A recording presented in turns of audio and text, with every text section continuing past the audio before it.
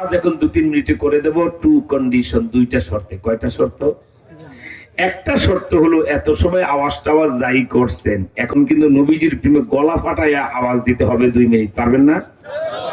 গলাটা পরিষ্কার করে বাড়ি দেন, জোরে বাড়ি দেন। এখন হয় না, গলা ফাটাইলাম। এবার বলেন গায়ের শক্তি তলায় না গলায়?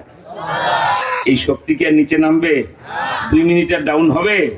যদি নিচে দৌড় দিয়ে শক্তি গলা টিপতে দেবেন, দাঁড়া কই যা, হুজুরের কথা আছে, ঠিক কিনা? একটা শর্ত পূরণ হলো, গায়ের সব শক্তি গলার গোড়ায় জমা হয়েছে। পরীক্ষা হয়ে যাক। দুইটা হাতে এরকম মুঠ করে ধরেন, শক্ত করে ধরেন, এরকম নাড়া দেন তো একটু উপর উঠে। এবার 3 বার আল্লাহু আকবার বলেন, দেখি কেমন জোর শক্তি হয়। নাই আরেকবার,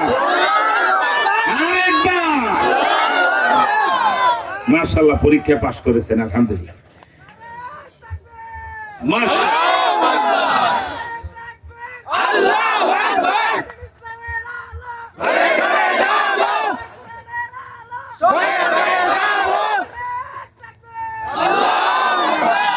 আজ আমার উঠতি বয়সের যুবকদের মুখে স্বেচ্ছায় যখন নারায়ে তাকবীর বের হয়েছে, আই ক্যান চ্যালেঞ্জ কোন দল, নেতা, হাইকোর্ট, সুপ্রিম কোর্ট, জাজ কোর্ট, আইন, আদালত, স্কুল, কলেজ, ইউনিভার্সিটি, ব্যাংক, বিমা, হাট ঘাট, সব জায়গায় রাষ্ট্র ক্ষমতা ইসলাম আসছে, ওইটা ঠেকাইতে পারবা না।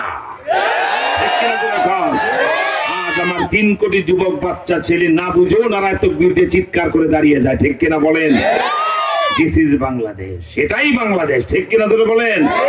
আল্লাহ তুমি কবুল করো, জোরে কোন আমিন। একটা শর্ত পূরণ হলো, গায়ের শক্তি গলার গোড়ায় না তলায়? আলহামদুলিল্লাহ। 2 নাম্বার শর্তটা হলো, কন্ডিশনটা হলো, আমি বলবো খতমে নবুয়ত কি কাদিয়ানীরা কাফের কেন। এই কান্দা শুনবেন আর ওই কান্দা কনকট বিমানের মতো ফুটফুট করে বেরিয়ে যাবে, আমার বলার কোন মূল্য হবে?